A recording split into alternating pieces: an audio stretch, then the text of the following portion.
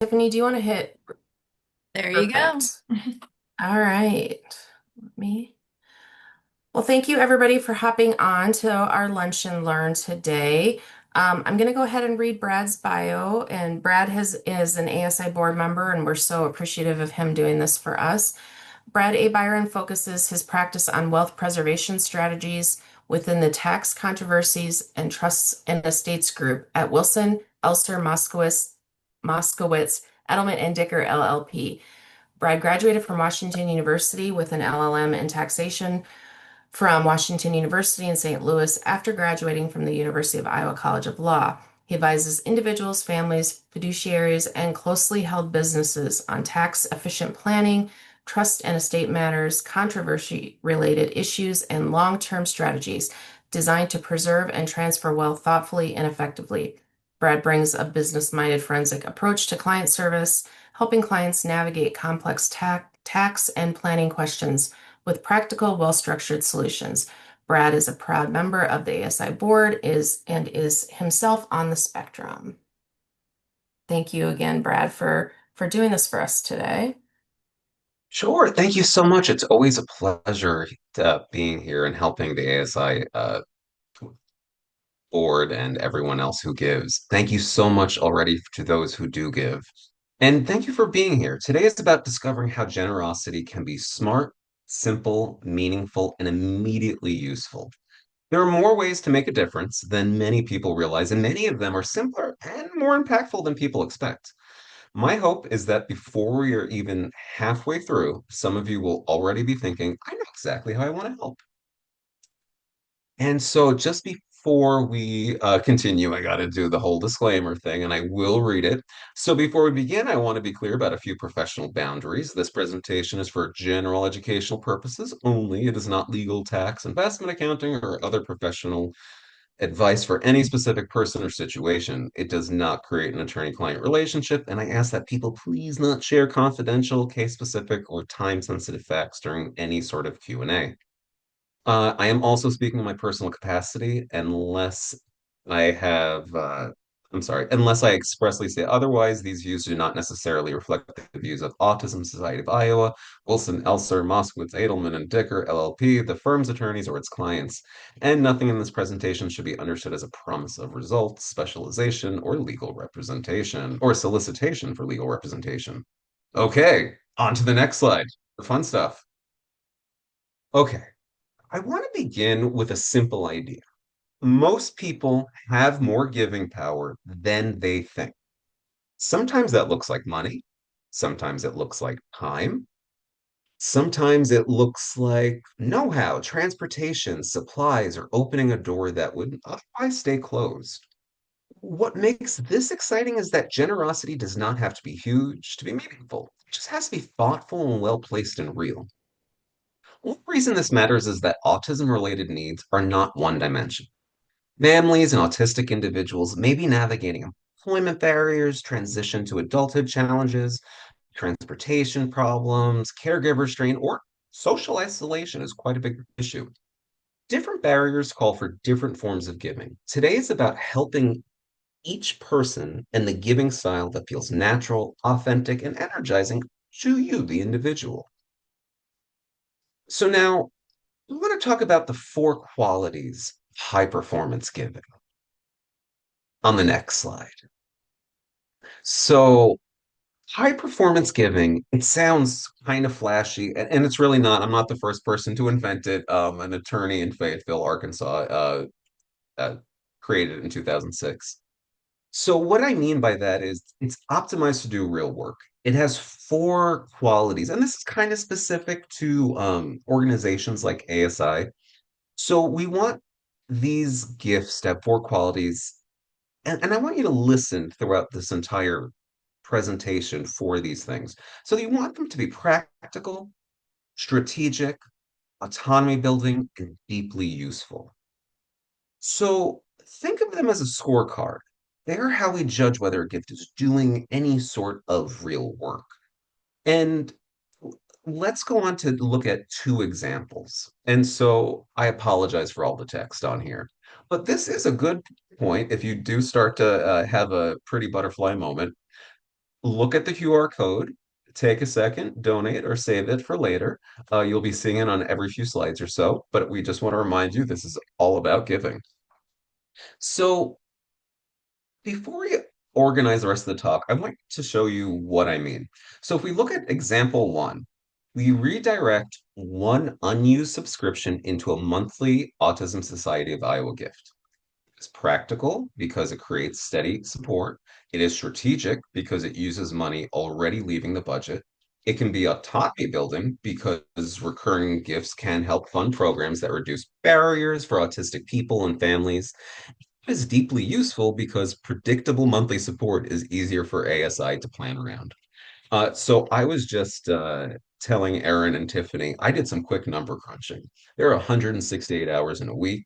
Let's assume we're sleeping a third of it and we go to work. So you're left with, let's say around 60 hours. Then there's also, going to the bathroom, eating, all these other things. You're left with about maybe 2 to 3 hours a day of any sort of recreation. And yet I'm counting the number of subscriptions I accidentally signed up for and didn't cancel myself. So I'm guilty of this. It's not just you. We have Hulu, we have Prime, Netflix, Paramount, Disney Plus, HBO Max, Stars, IMDb. All of these things that we have, there's no way to use all of it. So just that even personal accounting, if you get rid of four of them, we're just asking for one to be offset and sent over and given to ASI. So it'll help your budget in general as well. And the second example is a little bit more complex, but I really want to get as many people hearing the gospel of Iowa Able accounts.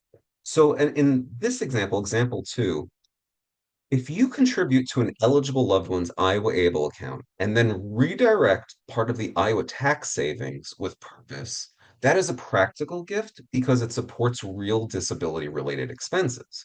It is strategic because it may reduce Iowa taxable income. It is autonomy building because it supports the independence of the actual individual that you're helping and benefiting. And it is deeply useful in two directions at once. It may help the individual loved one you're directing the money towards. And for some families, part of that resulting tax savings could become an additional gift to the Autism Society of Iowa. And that's the real idea here. A high performance gift is not just generous, it solves more than one problem at the same time. And so now we're going to look at three styles of high performance giving. So now that you have seen two concrete examples, here's the roadmap. There are four qualities within the scoreboard, so to speak. The three styles are the way people can act. So they're not different things. The first one was just how do we measure the gift? The second one is what is your style? What feels good for you? Because what feels good for me and my capacities may not be the same for you. And we want you to be a regular contributor, so we want you to be as comfortable as possible. So, style one is support that increases autonomy. Style two is giving money more regularly and intentionally. Style three is using smart planning to stretch, redirect, or structure giving money. And in each style has examples you could act on. In the autonomy supporting style, that might be interview prep, a ride somewhere, to the grocery store you're offering someone supplies. My favorite is respite support, offer a night out, I'll babysit for free, that sort of thing. In the direct giving style, it might be a one time gift, a monthly gift, or a matching gift. In the smart planning style, it might be redirecting one expense, exploring Iowa Able, or setting a beneficiary percentage. We're going to move through those styles in that order. First, the ideas that feel most human and immediate, then the ideas that make giving easy to act on, and finally, the tools that make giving even smarter. So, support that increases autonomy. This is where the conversation opens up in a really exciting way. Some of the most powerful gifts are not just cash gifts, they are the kinds of support that remove barriers and expand possibility. Mock interviews, resume help, interview clothing, a ride to an interview, job skills coaching, structured social opportunities, supplies for a gathering that helps people connect. And this is not random. Employment and transition outcomes for autistic people are often almost solidly tougher than people realize. which means practical support like interview preparation and transportation and confidence building can make a real difference. These are gifts that can build confidence, increase access, and make independence easier and more realistic for the everyday person. This can also be very ordinary and very practical. Sometimes generosity looks like adding one case of water, one box of snacks, one set of paper goods, or one bag of sensory or activity supplies to a Costco, Sam's, or other big box sort of store trip that you do. If those are the items, of course, that ASI actually needs. So it's important to aim to improve autonomy by first contacting the professionals at ASI. They are aware of the needs of the organization and others and can connect you directly with people who you can help. So at a minimum, we will take the guesswork out of the equation as to, hey, do you have any members that need X, Y, or Z? I have some time next week. I could take someone to something.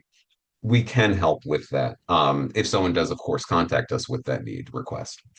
Let's look at community groups and how they can open doors. And this is one of my favorite components because this is really the transitioning moment into getting a job and giving people more experience in what can be pretty stressful.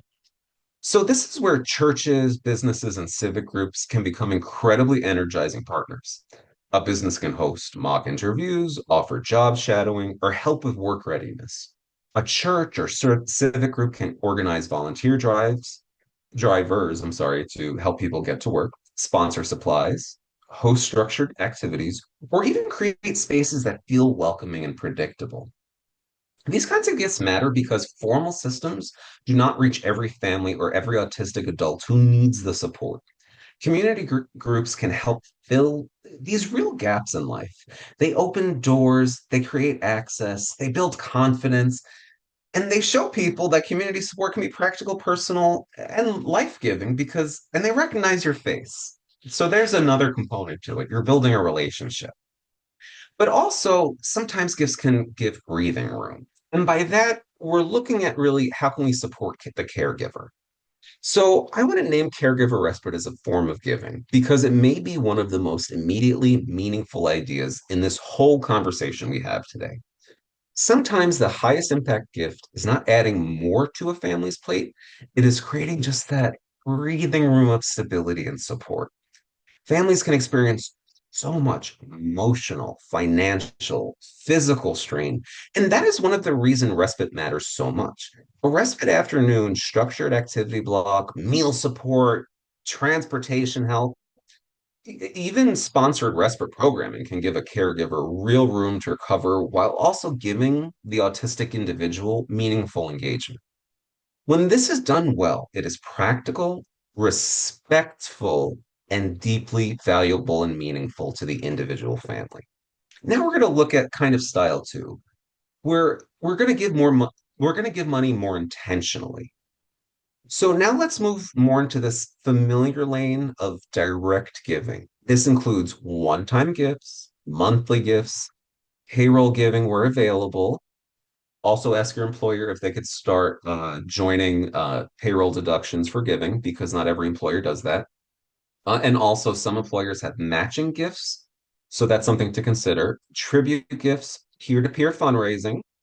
Now, what makes this exciting is not that they are new, it is that they are effective. A monthly gift turns generosity into momentum.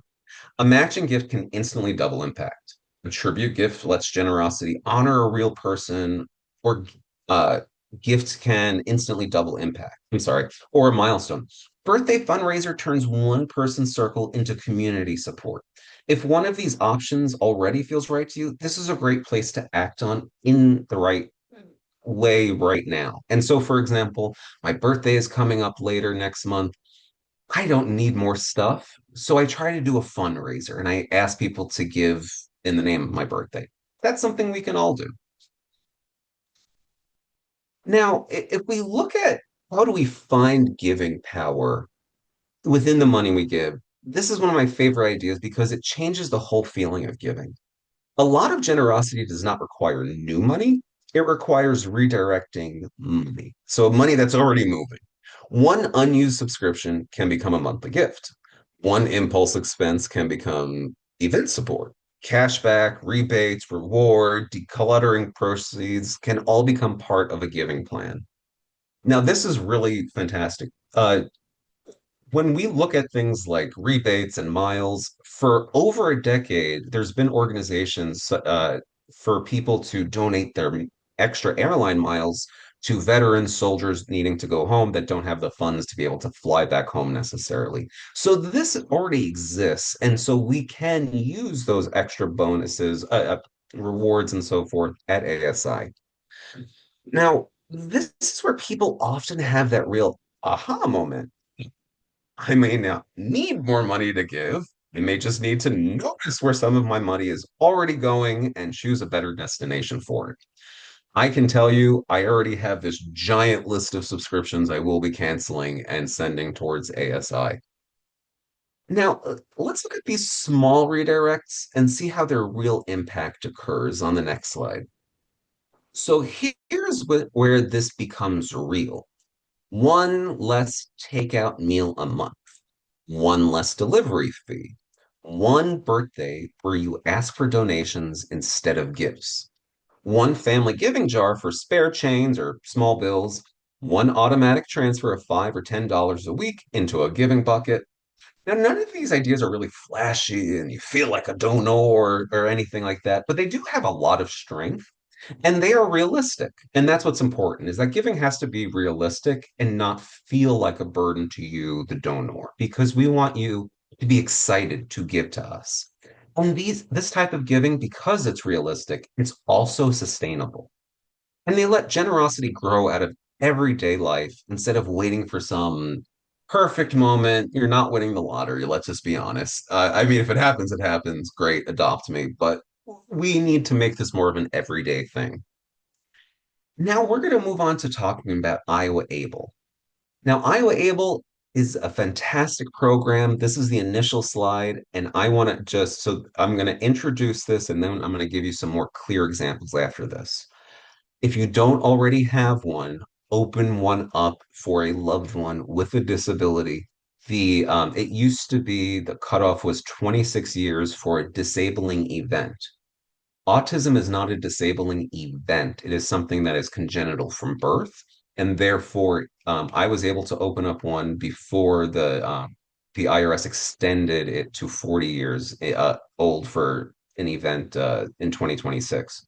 So therefore, I was able to open it. My Iowa Able account is very useful, and I take my tax savings from it and I donate it to ASI. So, let me actually read my information on it, this slide. Very clearly, as a separate lane from charitable giving to the Autism Society of Iowa, is this unique Iowa Able account. This is a family support strategy, not a nonprofit donation strategy. These are two very different lanes. An Able account is a tax advantaged savings and investment account for eligible individuals with disabilities. Its purpose is to help pay for qualified disability expenses in a way that supports greater financial independence. So, this is not just another account type, it is a planning tool designed for disability related needs. That is exactly why it can create such a strong aha moment for so many of us. Some families are already helping their child, their grandchild, their loved one, their niece, their nephew with disabilities. They may already be spending money on support, technology, transportation, house related needs, or other excellent qualified expenses. The question may not be whether they are giving, the question may be whether they are using the most intentional and efficient vehicle. Another reason Iowa Able matters is that families often want to help without accidentally disrupting means tested benefits like Medicaid. An ABLE account can be a more benefit friendly way to support an eligible loved one than simply handing over money or building savings in the person's own name. That does not mean families should ignore the rules, but it does mean the account may help reduce the risk of unintentionally creating problems for programs like SSI or Medicaid. So let's make that practical. For Iowa taxpayers, contributions to Iowa Able may reduce Iowa taxable income. Think of it this way. If a family contributes $1,000, the Iowa tax account, you know, let's try moving to the next slide. I just want to double check if I don't have. Ah, here it is. Okay, I apologize. I didn't say next slide. So we're going to just look at this in the number crunching sort of way. So for Iowa taxpayers to contribute to an Iowa Able account, it may reduce Iowa taxable income. So if a family contributes $1,000, the Iowa tax savings may be about $39, let's say. If they contribute the 2026 maximum deduction amount of $6,100, the Iowa tax savings may be about $238. And because Iowa uses a flat individual income tax rate, that rough per value per dollar amount is similar for single, married filers, the whole thing. So, in other words, this may be a very easy way for people who are already spending money for their loved ones to more intentionally give to ASI. And so the resulting tax savings maybe free up additional dollars that can be directed with purpose. So the long and short, you're already spending money on your loved one. If you put the money into this account first and then deduct the money from that account to spend on the stuff you're already paying for, you get an extra $238 deduction for free from the state of Iowa. This is very unique. Iowa is only a handful of states that gives you a state tax deduction for ABLE accounts. And please visit Iowa Able, iable.gov. They have lots of information. The Secretary of State, I believe, in this state is in charge of that. So visit them. They help you through the entire process. Now we're going to talk about IRA giving. So yes, IRAs, individual retirement accounts. So I want to mention one very strong option for older donors, which is this. If you are age 70 and a half or older, you may be able to give directly from an IRA to a qualified charity through what is called a qualified charitable distribution, or sometimes people call it a QCD. Why does this matter? Because for people who are already taking or will be soon be taking required minimum distributions, the qualified charitable deduction can be a much more intentional way to use that money. Instead of taking the full IRA distribution into income and then writing a check to charity, the gift goes directly from the IRA to the charity. When the rules are met, the amount is generally excluded from your taxable income, and it can count toward all or part of the required minimum distribution, excuse me. So this is often not just generous, it can be strategically way cleaner for you. So it may be especially attractive for donors who do not itemize because the tax benefit is built into the exclusion from income rather than depending on like your Schedule A deduction when you itemize, all that fun stuff. So because of IRA rules, beneficiary designations and timing questions can be fact specific, so donors should really talk about that planning with their advisor, lawyer, financial professional. The long and short of this is instead of taking this money out, which is required at a certain age each year, and then donating, which means that you have to pay income tax on your what you're taking out of your IRA. This is saying, no, don't increase your tax bill, just put some of that money directly into ASI, and therefore your tax bill doesn't go up and you're making a giant donation. So it really has a win-win situation to that. And so I just want to go on to the next slide, which talks about appreciated stock. Now, a lot of us have stock we might have been holding on to. We might have purchased something that we knew was like it'll just grow. Many of us have the Apple stock, who knows? So another very strong planning option is donating appreciated stock or mutual fund shares. If you have investments that have grown over time, it may be more tax efficient to donate the shares themselves directly to ASI instead of selling them first and then giving cash. So why is that? And it's the same issue we had with the required minimum deductions. Because when appreciated shares are donated directly, the donor may generally avoid capital gains tax on how much it's grown or what's called appreciation. And if the shares were held for more than 1 year, an itemizing donor generally deduct the fair market value and the normal charitable limitations and substantiation rules, of course, you want to follow. So the practical lesson is simple. If you're already thinking about giving cash after selling appreciated shares, take a pause there and ask whether donating the actual shares to ASI directly would be smarter. And in that situation, the same gift is even more powerful without costing the donor more out of pocket because there was no sale. Without a sale of the stock, you're not having to pay any capital gains tax. So because stock gifts involve basis, holding period, it can AGI limits, things can get kind of complicated there. Please talk to a tax advisor. That is the simplest equation for adjusted gross income at the bottom. Basically, you have your income and then you adjust it with taking out things that you pay to your HSA, your IRA, all those fun things, and then you get to your adjusted gross income. We want all those income and adjusted gross income to be as low as possible. So now legacy giving is mind blowing for people that are millennials and may not have kids or don't even think they're worth anything. Trust me, not the kids, your value, your asset valuation. So I want to name one more option here because it surprises people in the best way possible. Legacy giving can be much simpler and much more personal than people think. For a lot of people, especially people who do not have children, the question is not, do I have a legacy? The question is, what do I want my legacy to say? In many cases, beneficiary designations on TOD or time of death and investment accounts can be updated online or with one phone call. That usually does not require creating or rewriting your existing estate plan, none of that, because this is all outside of probate. It can be as simple as going to your online banking platform and updating your profile so that a small percentage of what you have built will someday support dignity, belonging, and opportunity for autistic Iowans.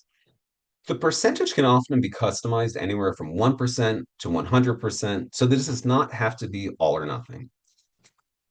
A quiet, values-driven choice that reflects who you are, who you care about, and the kind of community you want to leave behind. And that's really important.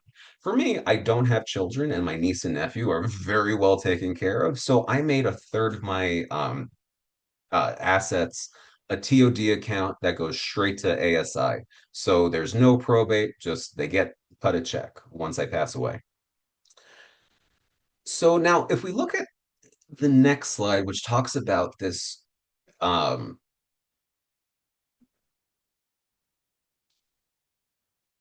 let's go to the next slide. I apologize. The next one as well. So a lot of people, I apologize, I forgot to delete an extra slide. So everyone's been hearing about this weird change in charitable giving. What's going on?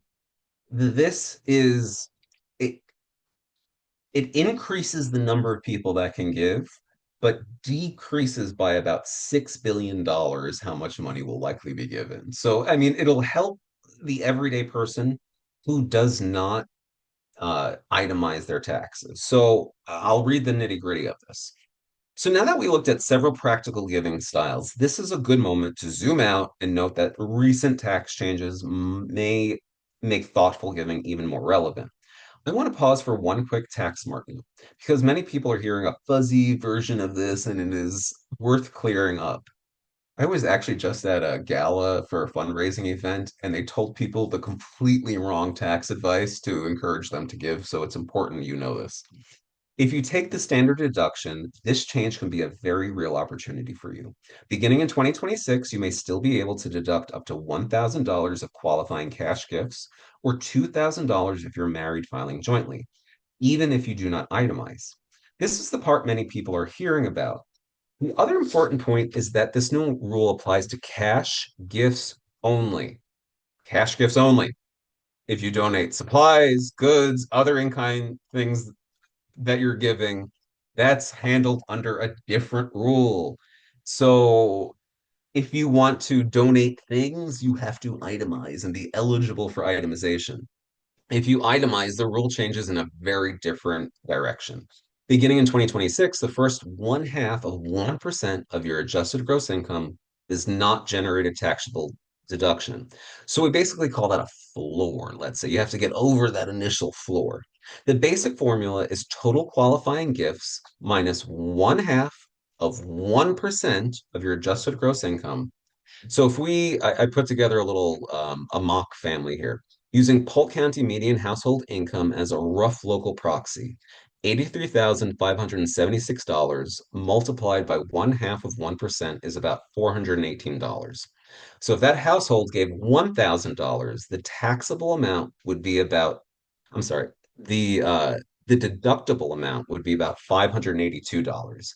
And if that same household wanted to generate a full $2,000 charitable deduction, it would need to give about $2,418. So this is also a useful reminder that when you're planning matters for standard deduction filers, cash gifts may be especially attractive under the new rules. And for itemizers, it might be good to donate supplies to get over that hurdle of $418 because if you already have the supplies in your house or you're donating things already, that's an easy way to get over the hurdle. And of course, I must say, you have to talk to your tax planner advisor to see what works best for you. And let's go on to a few important tax notes here. One additional point for itemizers, a deduction reduces taxable income, not tax dollar for dollar. So its value depends on your marginal tax bracket. And for some very high income taxpayers, the benefit of itemized deductions may be even further limited. So you just have to talk to your accountant about that. They did start putting a ceiling a bit onto what is deductible for giving.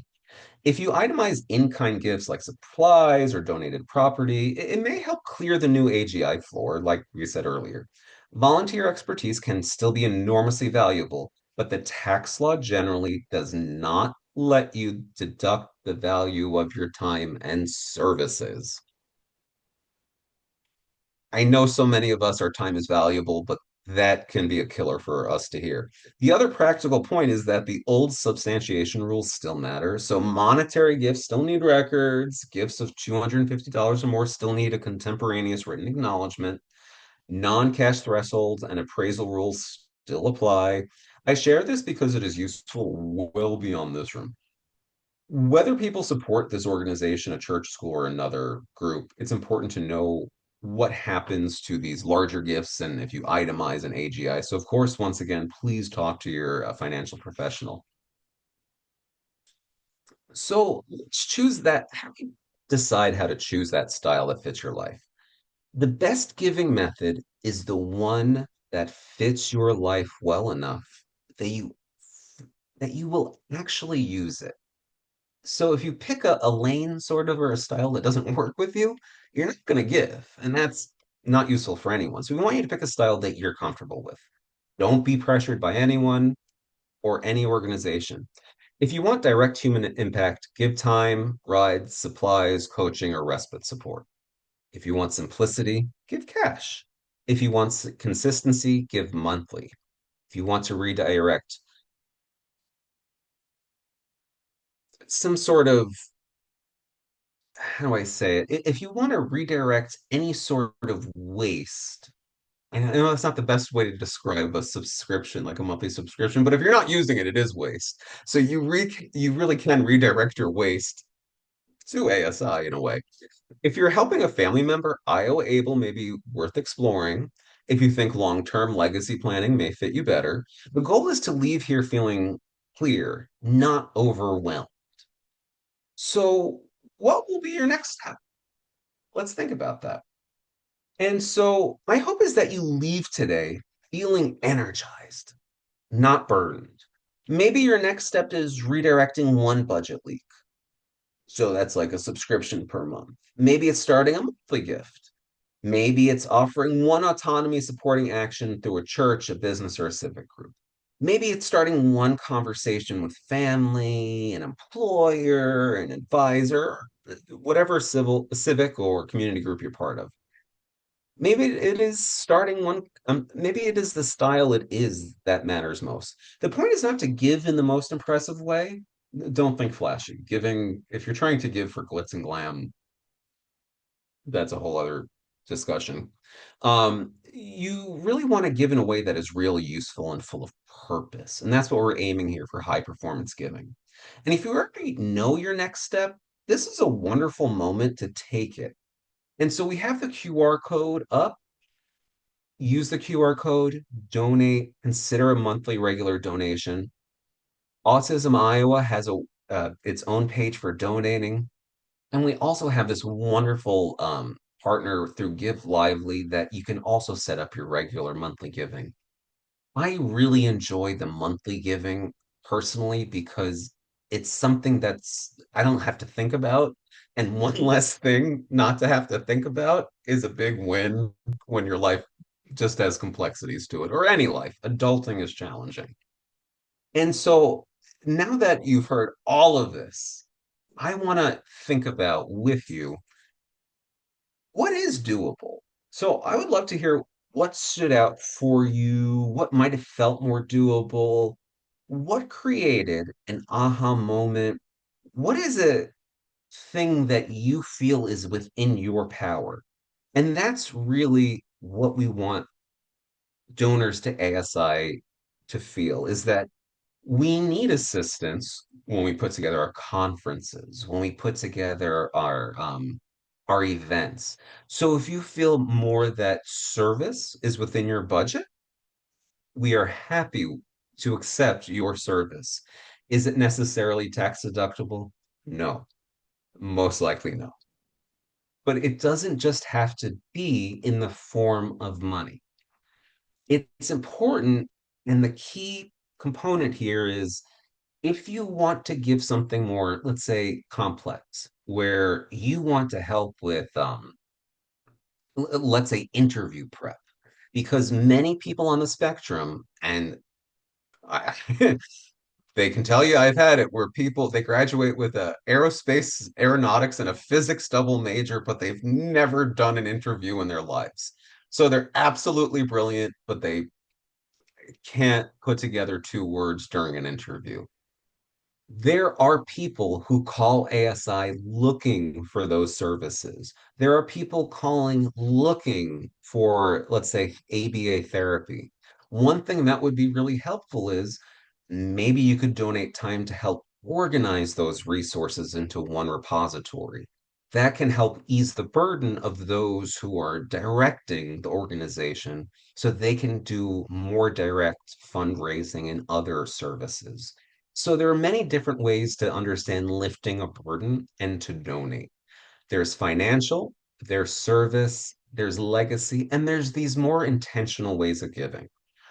Within the high performance giving realm, what's very important to ASI is self autonomy. We really want to help encourage those who are already within the community and working or transitioning to work. It is very scary when you turn 18 or you graduate college or community college. There has to be that transition, hopefully, if that's an opportunity, but it's not the easiest, especially if you're already the parent and caregiver. How can we help support the parent and caregiver?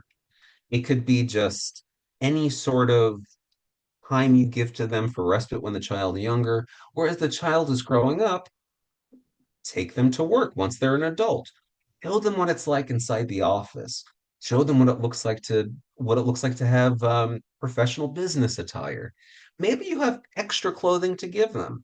That's a real big hurdle I found with job preparation, personally within what I do within the adult networking group within ASI, is that a lot of people don't have the funds because they haven't gotten their first paycheck to dress up for day one. So if you have a few extra clothes or you are willing within your budget to buy clothing for them, let us know and we will do our best to make sure that you can get recognized if you do itemize giving of that sort. Because remember, giving gifts is not cash, so it'd have to be an itemizer. With that, I just want to see if anyone has any questions about how to give, what lane, maybe some other practical ideas. So for now, I'm going to wrap up. I magically got under 45 minutes. I did. I'm going to start breathing now, because I kind of ran right through that. Are there any questions about what might be a better fit for whom, when, or even questions from ASI leadership as to what your needs are and how people can give better? Brad, this is Erin. One of my questions is how would someone approach their place of business to find out what options they have as far as um, do they do company match? Do they have a payroll, way they could do it via payroll, or how would they set that, how would they approach their business to set something like that up? That is such a great question, Aaron. So, what I recommend to everyone is go to HR and ask if they already have, for example, the United Way match. So that's probably the most common one, especially in this area where you give a certain amount.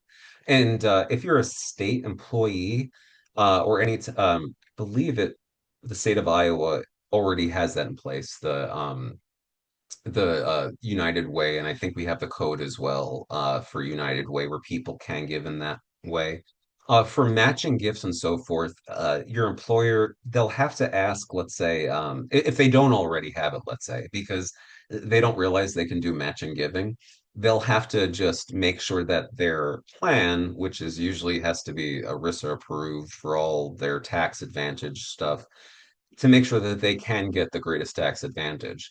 Similarly, telling an employer the good work you do, it may not be like an official program, but it really drives people into giving.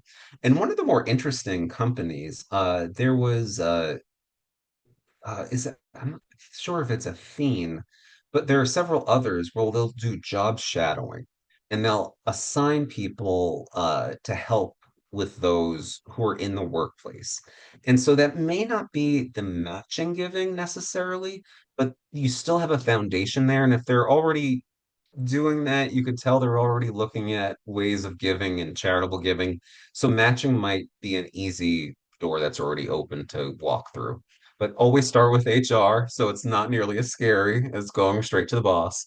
But if you are an Iowa State employee, United Way already has a section for giving, I believe, for ASI.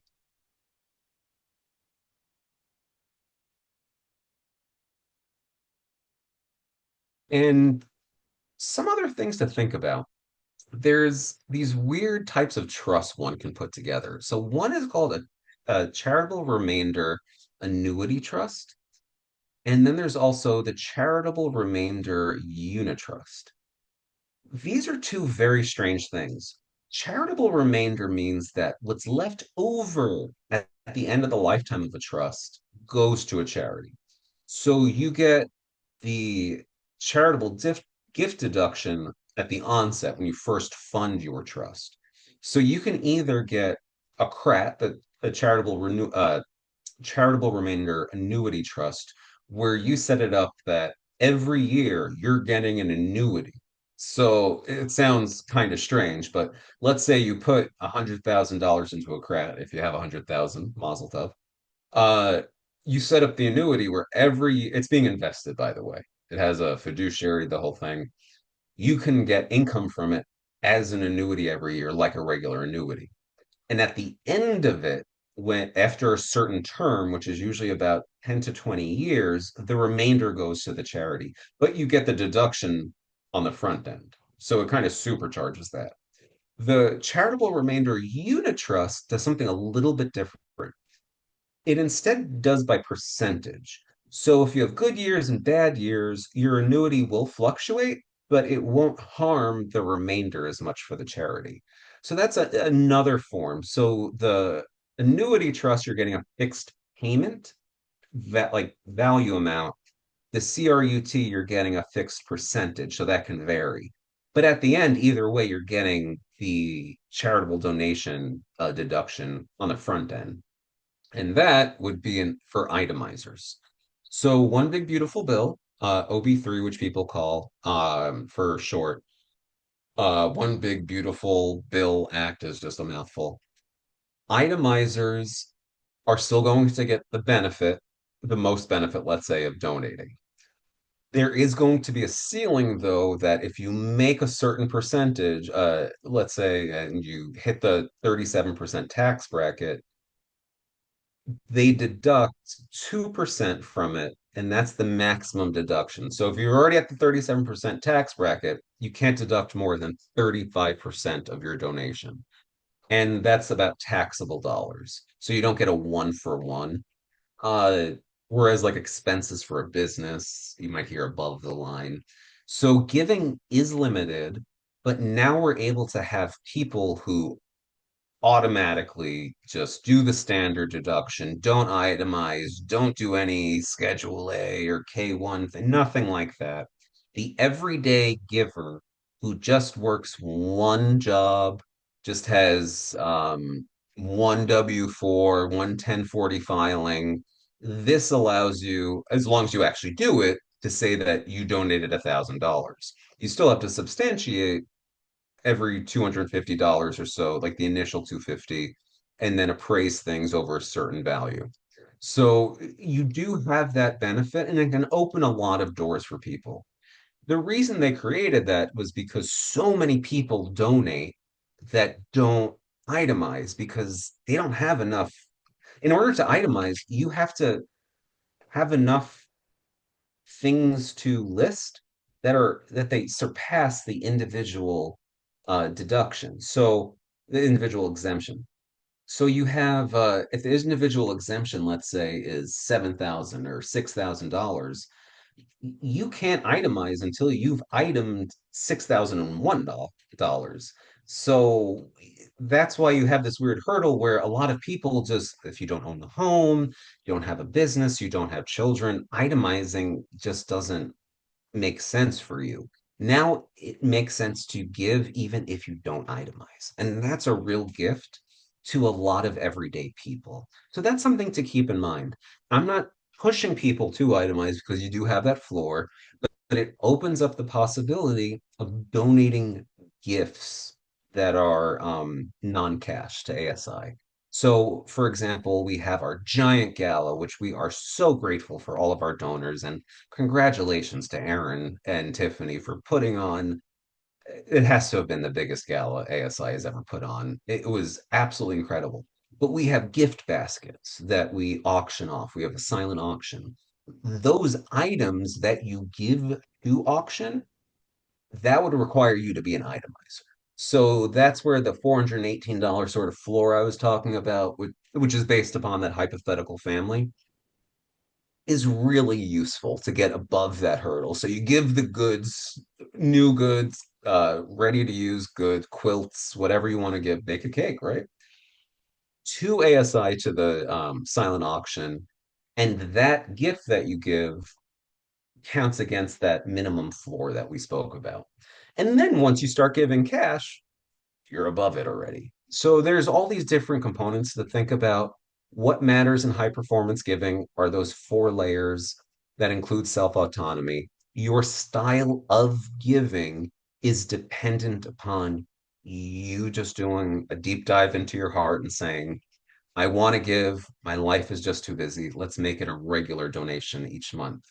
Even if it's 18, $10, $20, it makes it so much easier for ASI to then do proactive planning. There's also looking at matching gifts. Every so often, we'll have people that do matching gifts. So that's a great time to give as well. And so your impact increases. And so there's no personal judgment of how much you give.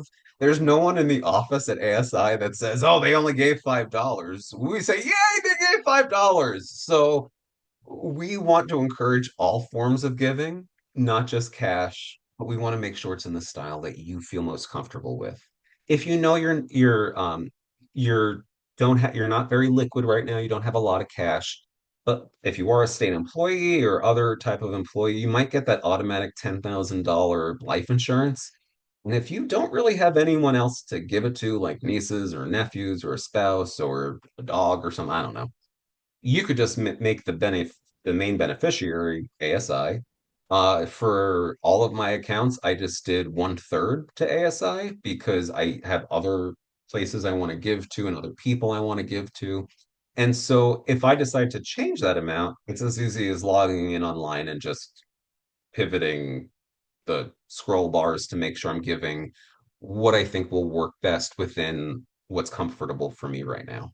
So there's so many different ways to think about giving. Do people have any other questions? Sorry, I went on a little bit of a ramble there. There aren't any other questions in the Q&A. Does anybody have any that they can just unmute themselves if they want to ask anything? This was so great. Thank you so much, Brad. And I know I mentioned this at the beginning, but all of the resources and the recording and the PowerPoint will be emailed out to registrants um, once we get all of that compiled, but we're so appreciative. And I just think this is like all the practical solutions that you presented at the beginning, especially with if you don't have the money, cash right now, but you have other gifts or other things you can share, like you said, ASI is always grateful for donated baskets or even contacts and networking with people, other people and resources we can utilize. So I really liked that. So Thank you so much. And of course, I also put together it's a 2 or 3 page list of ways to give that people thinking outside the box that like, oh, I didn't realize that's a form of giving. Please feel free if you're viewing this to contact ASI so you can get that document. And it's just a bulleted list of ways to give. And there is no bad way to give. Our goal is to make sure you're giving as well as helping yourself. Because if you're also helping yourself and your heart, you want to give more to not just ASI, but the rest of the community. And there are so many great ways to help the community. And before I end, I just want to thank Erin, Tiffany for doing such an incredible job of leading this organization into its next stage, which are we at year 62 now, I think, or 61 or um 78. So we've got 28. I'm not even close. Okay. but So we're this is an incredible but we're organization, still going strong, so that's good. and we want to make sure that keeps on going. Absolutely. So with that, Absolutely. thank you so much for your time, for allowing me to Yeah. present here. And if anybody has questions, feel free to contact ASI for my email and contact information. And I'm more than happy to answer questions as best I can. And if you have any questions, please contact that you don't want to necessarily ask me. Contact your tax advisor, your lawyer, or any other financial professional, and they'll be able to assist you with this.